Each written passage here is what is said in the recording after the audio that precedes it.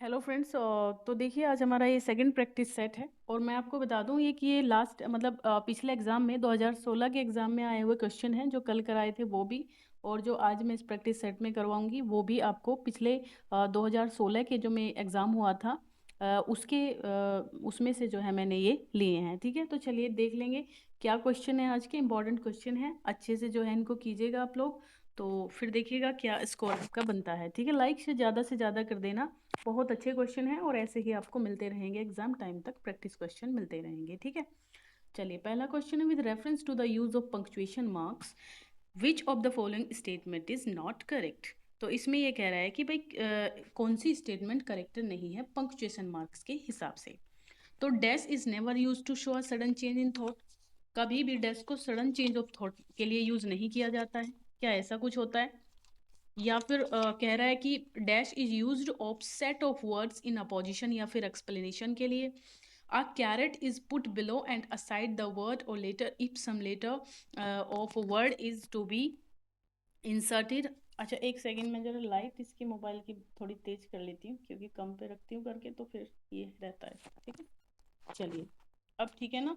हाँ, तो इसमें देखिए और ये डी कह रहा है कि a dash is used to Ades is used to summarize several subjects all belonging to the same verb। बताइए कौन सा इसमें आपका सही रहने वाला है, मतलब गलत है ना। तो सही गलत पूछा है इसमें से। तो देखिए मुझे ए ऑप्शन लग रहा है कि डेस कभी भी, ये कह रहा है कि भाई ये चीज़ों के लिए होता ही है ना।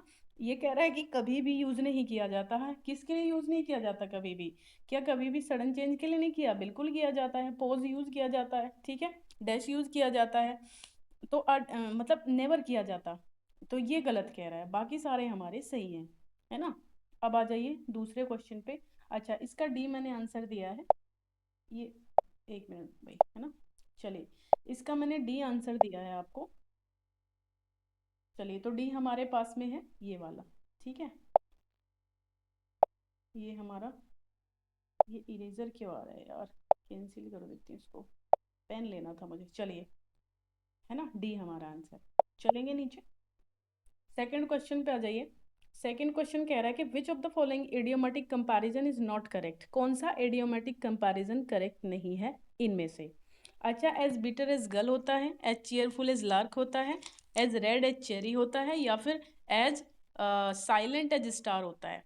तो देखिए इसमें हमारा जो आंसर हो जाएगा वो हमारा ये एज बीटर एज गल, एज चीयर एज बार्क। तो एज चीयर एज लार्क होता है, एज चीयर एज लार्क होता है, तो यही हमारा गलत है। ठीक है, बी, बी हमारा गलत लग रहा है। बाकी रेड रेड एज चेरी होता है, साइलेंट एज स्टार होता है। ठीक है, चलिए आगे चलिए। अब आ जाइए थर्ड क्वेश्चन पे। थर्ड क्वेश्चन में कहता है कि which of the following is mismatched with reference to word and antonym sequence. एक तरफ वर्ड दिया है, दूसरी तरफ एंटोनिम दिया है, तो इनमें से कौन सा सीक्वेंस जो है वो गलत है? तो देखिए एक्विट का कन्विक्ट, ग्रैंड का ऑर्डिनरी, हम्बल का हॉटी, डिजिलेट का परकोलेट। तो मुझे ऐसा लगता है कि इसमें आपका जो आंसर है वो डी ऑप्शन जो है वो ये अच्छा क्या पूछ रहा है, मिसमैच पूछ रहा है ना, तो डी हमारा गलत है। बाकी एक्विट का कन्विक्ट होता है ना, डिजोलेट का परकोलेट नहीं होता, ये गलत है। चलिए नीचे, which of the following works of William Shakespeare is written in 6 stanza. ये तो आपको पता होगा सभी को, बहुत आसान सा क्वेश्चन है ना। Venus and Adonis 6 line stanza में है। चलिए, और 1593 में ये आया था, है ना। चलिए, और एक चीज और है इसके बारे में, वो क्या है भाई, मैंने बताया आपको 1593 में और 199 इसमें जो है स्टैंजा है ना। चलिए, पांचवा क्वेश्चन है, which of the following place depicts middle class provincial life. कौन सा जो वर्क है वो मिडिल क्लास प्रोविंशियल लाइफ को दिखाता है? तो देखिए मैरी वाइज ऑफ विंडसर है, इसमें कोई भी आपको दिक्कत वाली बात नहीं है, ए ऑप्शन बिल्कुल करेक्ट हो जाएगा। Which of the following work is not written by John Milton. इनमें से कौन सा वर्क जॉन मिल्टन ने नहीं लिखा है? तो इनमें से ऑफ एजुकेशन है, एरोपजिटिका है, ऑफ ऑन शेक्सपियर है, अल्मा और the mind of progress of the mind. तो देखिए ये डी ऑप्शन आपका करेक्ट है, ये मैथ्यू प्रायर का वर्क है। ठीक है, मैथ्यू प्रायर, मैथ्यू प्रायर का वर्क है। चलिए बाकी सारे विलियम शेक्सपियर के हैं। Which of the following work is not written by John Milton, इनमें से कौन सा वर्क जॉन मिल्टन ने नहीं लिखा है, ये बताना है आपको। तो देखिए जॉन मिल्टन ने alma of the mind of progress नहीं लिखा है ना, ऑन इज ब्लाइंडनेस इन्हीं का है, बी भी है, सी भी है, और अच्छा ये दोबारा आ गया कि डी यहाँ पे कैसे आ गया, अच्छा इसको इसको मत देखना भैया आप, ये ना ये नीचे पीछे वाला आ गया है यहाँ पे डी, ठीक है। चलिए एक सेकेंड, हाँ ये यहाँ पे आ गया है। चलिए ऑन इज ब्लाइंडनेस इन्हीं का है, ऑन द मैसेकर पिडमाउंट है, ठीक है ये भी ठीक है। Ode on the morning Christ, passionate pilgrim नहीं है, ठीक है, ये विलियम शेक्सपियर का है passionate pilgrim. Which of the following statement is true about Milton sonnet on his blindness, Milton की सोनेट ऑन हिज ब्लाइंडनेस के लिए कौन सा जो है वो बिल्कुल सही है। On his blindness is a precursor to Lycidas, on his blindness is a curtal sonnet, Milton did not give a title of his sonnet, the title on his blindness given by later, हाँ बिल्कुल बाद में दिया गया था, है ना, ये बाद में दिया गया था इनको, तो इन्होंने जॉन मिल्टन ने उस टाइम पे नाम नहीं दिया गया, वो जो पहली लाइन थी वही इसका टाइटल था ऑन हिज ब्लाइंडनेस का, ठीक है। तो मेरे हिसाब से 30 इसमें अच्छा सी ऑप्शन है हमारा, है ना, सी ऑप्शन हमारा जो है इसमें पूछा है ट्रू, हाँ तो यही है, बिल्कुल सही बात है ये। एक सेकेंड का कहाँ पे पहुँच गया, हाँ ये रहा हमारा, ये बिल्कुल सही बात है ना, कर्टल सोनेट नहीं है ऑन इज ब्लाइंडनेस, और ऑन इज ब्लाइंडनेस लिसिडस की प्रीकर्सर भी नहीं है ना, और ना ही ये हमारा आंसर होगा। चलिए अब आ जाएंगे हम नेक्स्ट पर। एन इवनिंग वॉक किसके द्वारा लिखा गया था, इवनिंग वॉक को, बहुत इंपॉर्टेंट क्वेश्चन है। तो इवनिंग वॉक किसके द्वारा लिखा गया था, आसान है वैसे, तो ए ऑप्शन बिल्कुल सही है, विलियम वर्ड्सवर्थ, है ना, और ए ऑप्शन हमारा बिल्कुल सही हो जाएगा, इसमें विलियम वर्ड्सवर्थ हमारा आंसर हो जाएगा। चलिए 10 क्वेश्चन है, which of the following work is not written by William Wordsworth, कौन सा इनका नहीं है, विलियम वर्ड्सवर्थ का नहीं है। The thorn, Simon Lee, the idiot boy, या फिर बियॉन्ड, कौन सा नहीं है इनमें से। तो देखिए इनमें से डी ऑप्शन जो है ना बियॉन्ड, ये इनका नहीं है, ठीक है, बाकी सभी इन्हीं के हैं, थॉर्न भी, सिमोन ली भी, द इडियट बॉय भी।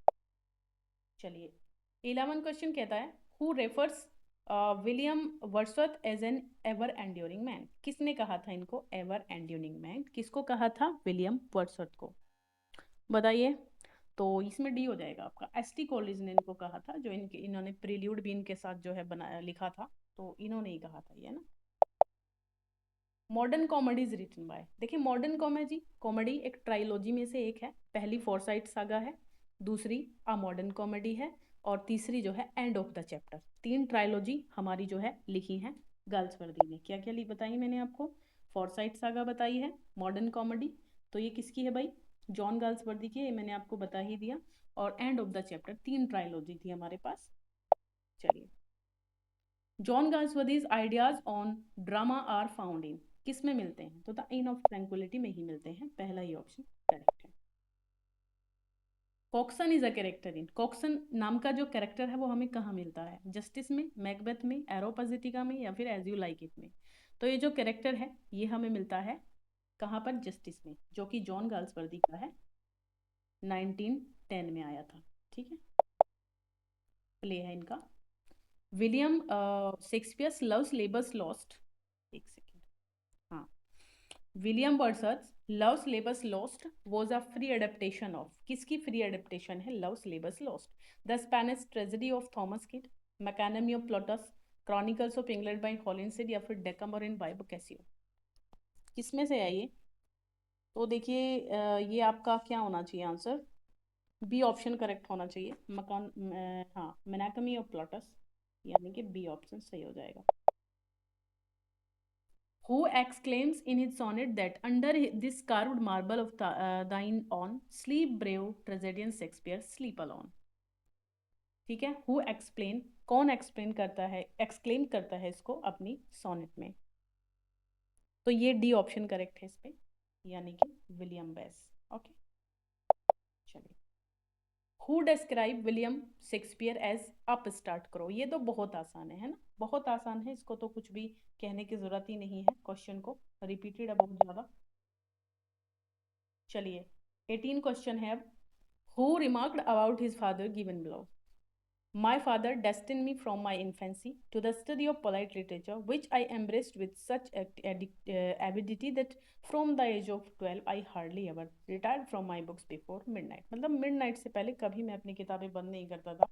तो इस लाइन से आप इसको पहचानेंगे, जॉन मिल्टन ने कहा था, ठीक है, चलिए।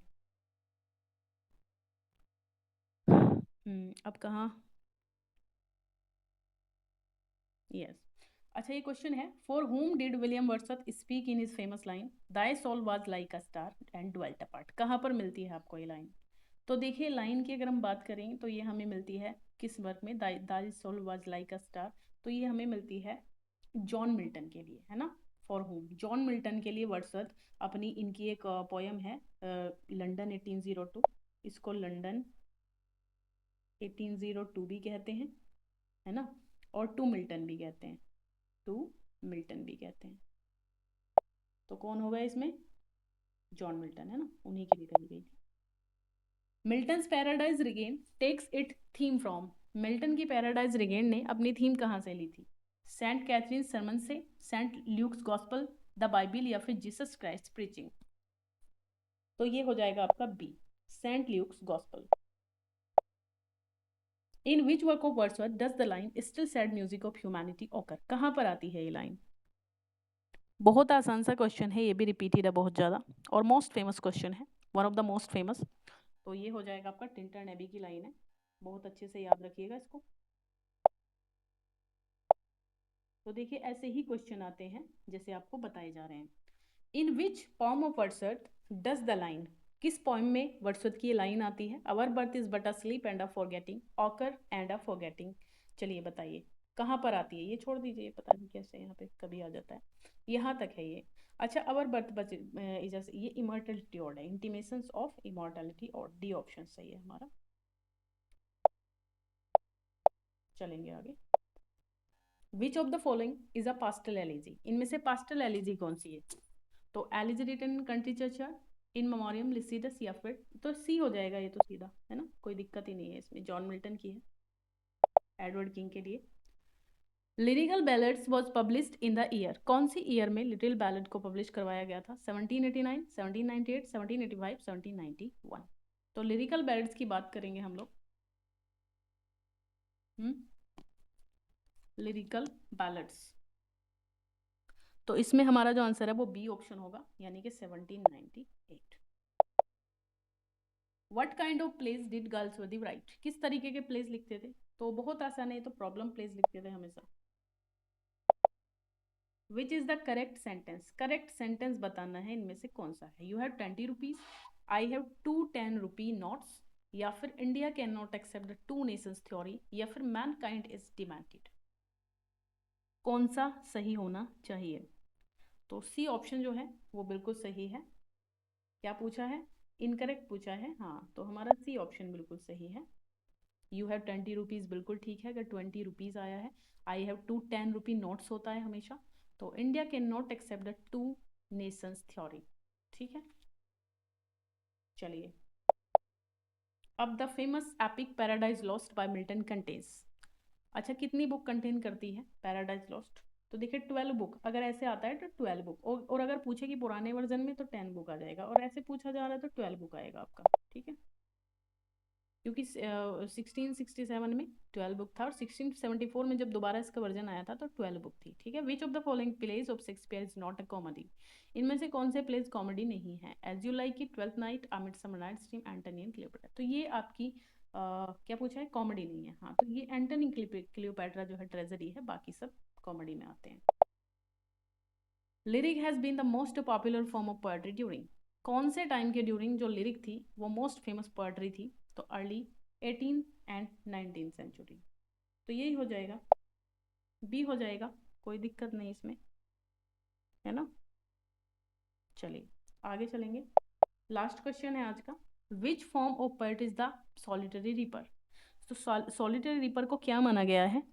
तो सॉलिटरी रीपर में थोड़ा सा कंफ्यूजन था, मैं बता दूं आपको, है ना। तो इसको जो है ड्रामेटिक मोनोलॉग भी माना जाता है और लिरिक भी माना जाता है, ठीक है, दोनों ही चीज़ें माना जाता है इसको। अब हम देखते हैं कि हमें क्या मानना है। चलिए, तो इसको ना फॉल्स माना गया था, क्योंकि इसमें एक चीज थी, इसमें देखिए बैलेड दिया गया है, एलेजी दिया गया है, लिरिक ऑड, तो यहाँ पे इसको ड्रामेटिक मोनोलॉग भी माना जाता है, इसलिए वैसे लिरिक भी इसका आंसर बताते हैं कुछ लोग, बस आयोग ने इसका जो है इसको फॉल्स माना था, क्वेश्चन को गलत माना था। ठीक है, ये बता दूं आपको। तो भाई यहाँ तक के थे हमारे आज के क्वेश्चन, मिलेंगे नेक्स्ट वीडियो में फिर से, तब तक के लिए बाय बाय, टेक केयर, पढ़ते रहिए, ओके।